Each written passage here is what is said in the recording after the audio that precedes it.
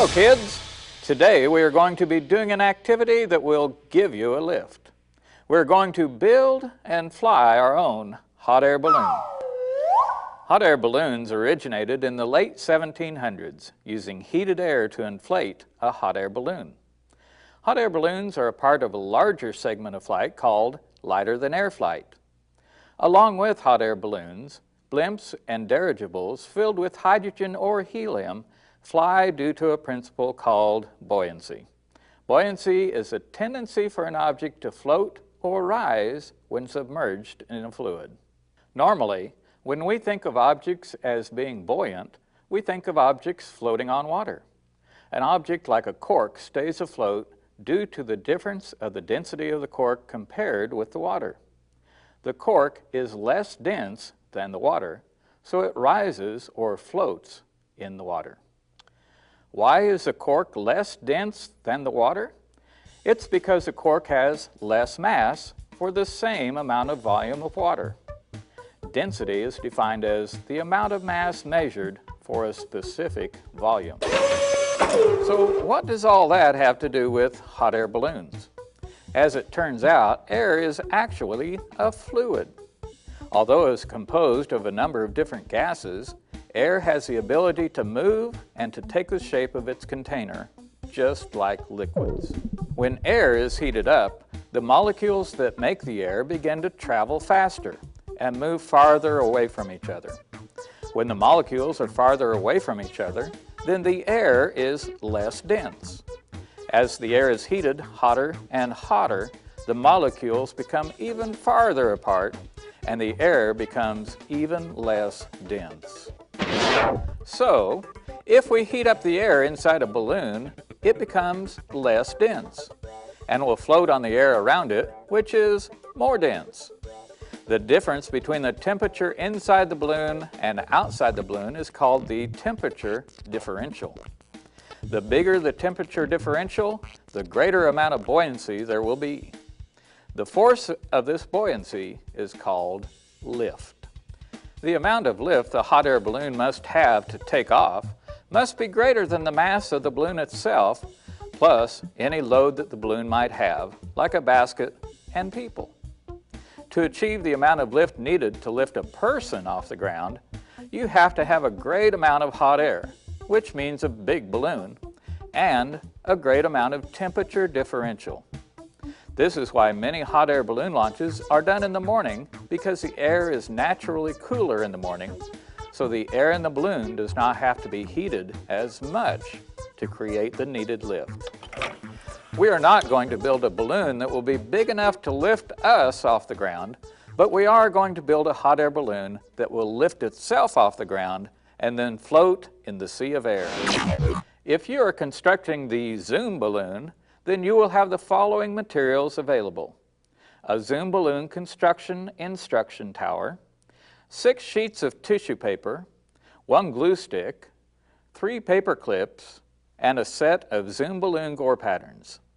The last page of this set is the Zoom balloon mouth pattern.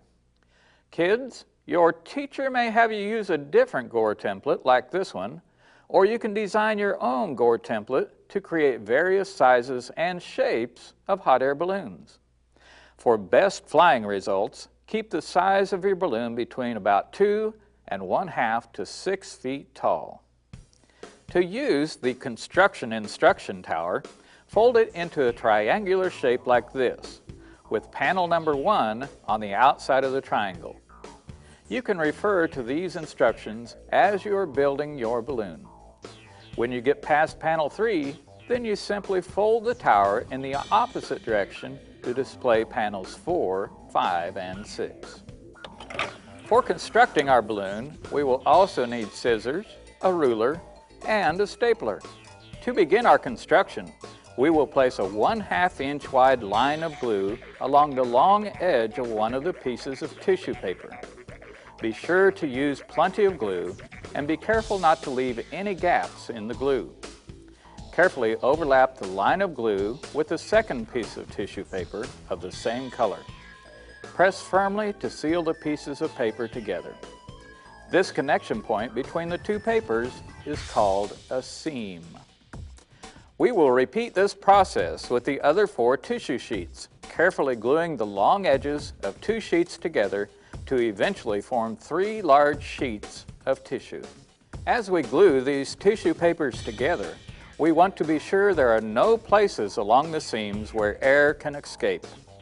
We want to keep as much hot air in our balloon as we can. Once we have 3 large sheets of tissue paper, we will stack them on top of each other, aligning the edges as evenly as possible. We will now carefully fold the stack of sheets longwise, like this. Once folded, this stack should look like a long, narrow rectangle. The fold should be perpendicular or at a right angle to the seam in the paper. Next, we will fold the stack in half again, making an even narrower rectangle. We will set these folded sheets to one side while we make our gore template. A template is used to make accurate, multiple copies of a shape or pattern. To construct our gore template, we will use the Zoom balloon gore pattern, sheets A, B, C, and D. On sheets B, C, and D, we will use scissors to trim excess paper along edges 2, 4, and 6, like this. Once the papers are trimmed, we will overlap sheet B over sheet A, just enough to line up the 2 ends of the curve, like this. We can glue or tape the sheets together, keeping the ends of the curve aligned. We will repeat the process, overlapping sheet C over B, aligning the curve and gluing the sheets together, and then overlapping sheet D over C, aligning and gluing the sheets together. The resulting connected sheets should look like this, with the curve flowing smoothly over each joint between papers. Using scissors, we will cut along the curve. We will also cut the ends and along the straight cut line on the template. We have now completed our gore pattern template. We will connect the gore template to the folded stack of tissue paper using the 3 paper clips.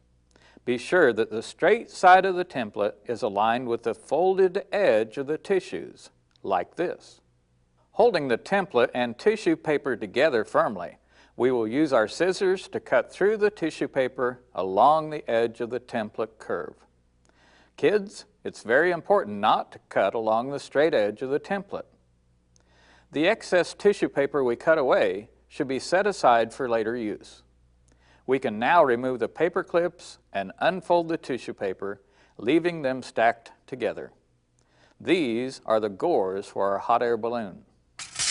Now that we have our balloon gores cut out, we are ready to assemble these gores into a balloon.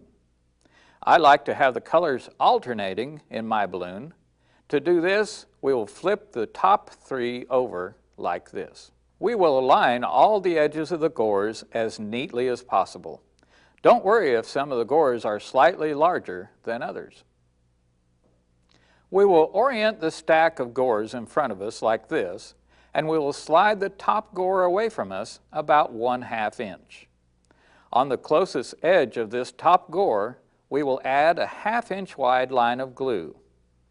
Beginning at the center of the gore, fold about 1/2 inch of the edge of the second gore up and over the glued edge of the first gore, like this. Fold, press, and smooth the seam, working from the middle of the gores to the outside. If the glue becomes too dry, just add another line of glue and continue the process. Again, be sure the seam is airtight. Don't worry about any small wrinkles that may occur as you are gluing panels together. These will not affect the flight of your balloon. Once the entire seam is complete, we will fold the top gore down toward the seam that we just glued. We can now move the second gore toward us about 1/2 inch, which will uncover the edge of the third gore. We will place a line of glue along the edge of the second gore, then fold the edge of the third gore up and over the edge of the second gore. We will begin toward the middle of the seam, folding and pressing the seam together, making sure there are no gaps in the seam. Once we have the seam between the second and third gore complete, we will carefully fold these 3 gores away from us and move them about 1/2 inch from us, revealing the edge of the 4th gore. Again, we will apply glue to the edge of the 3rd gore and fold the edge of the 4th gore up and over and press the tissue paper together to make a tight seam. As we glue gores together, we simply fold and move the top layer of gores to reveal the next gore to be glued. Once we are to the bottom of the stack, we will be ready to glue the 1st and 6th gores together. To do this, we pick up the folded Zoom balloon, unfold it, and turn it inside out, like this. Turning the balloon inside out gives the seams a neater appearance. We now position the 2 free gore edges with one overlapping the other by about 1/2 inch. Again, we apply a line of glue along the edge of the top gore and fold the bottom gore up and over and press the seam together. At this point, we have 2 holes in our balloon. The larger hole is the bottom of the balloon, or the mouth of the balloon, and the smaller hole is the top. Let's make a patch to cover the top hole of this balloon. To make the patch, we can cut out a 6-inch circle from any color of the tissue paper that we had left when we cut out the gores. I like to cut out circles like this. I first cut a 6-inch square of tissue, fold it in half like this, and fold it in half again to make about a 3-inch square. Now we find the corner of this square, which has 4 free edges of tissue. Note that the corner opposite it has no free edges at all. With our scissors, we will cut a smooth arc from one corner to the other. Our tissue now resembles a piece of pie, which when unfolded makes a circle. Oops, must have grabbed the wrong project. Here's the circle. To attach this circular patch to our balloon top, we simply add a 1-inch wide area of glue around the outside of the circle and a couple strips of glue across the circle. We will place one hand inside through the mouth of the balloon and position it near the top opening of the balloon. With the other hand, we will position the circle over the top hole of the balloon and press the circle to the balloon, sandwiching the balloon and circle between our hands, securing the circle to the balloon. Press the circle down firmly and visually check for any areas where air could escape through seams in the tissue paper. At this point, we are ready to complete our balloon by forming a paper band around the mouth of the balloon. Using scissors, we will cut along the 2 lines marked cut line on the Zoom balloon mouth pattern. We will glue the ends of the resulting pieces together, overlapping them by about 1/2 inch.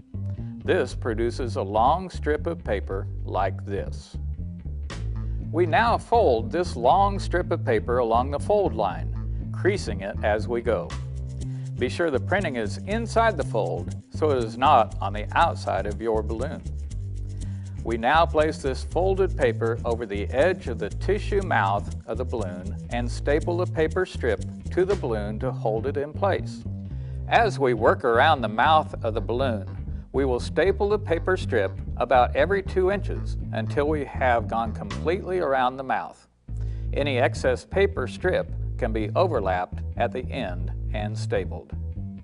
At this point, we can visually check all the seams of the balloon and add glue to any places where air might escape, gluing the tissue together with the glue to seal it. If there are any rips in the tissue, either now or later when you're flying your balloon, you can make a tissue patch to glue over the rip to seal the hole.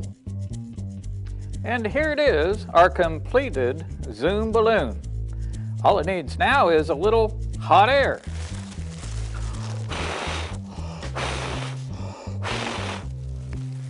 No, not that kind of hot air. Kids, there is one last thing we need to do before we launch our balloons outside.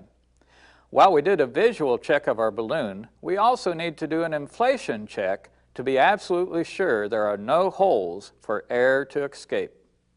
To do this, we can use the Pitsco balloon tester.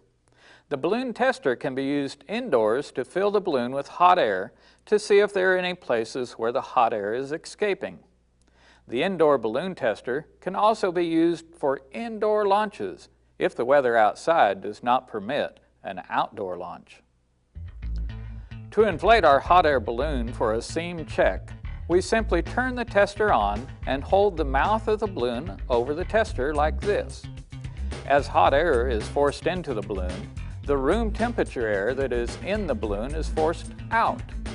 This is a process called displacement. The room temperature air is being displaced by the hot air.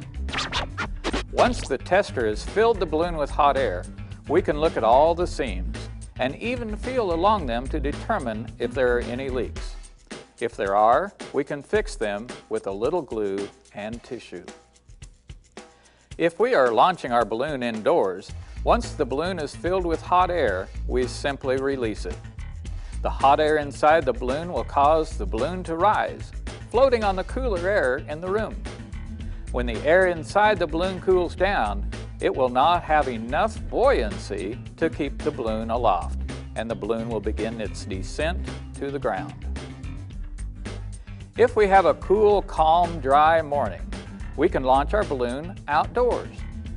The colder and drier the air is, the higher your balloon will fly. If the winds are too strong, your balloon may not be able to inflate properly. Also, winds can carry your balloon far away before it cools down and descends back to the ground. You should also find a location like a football or a baseball field to launch so your balloon will not land on a building or in electrical wires.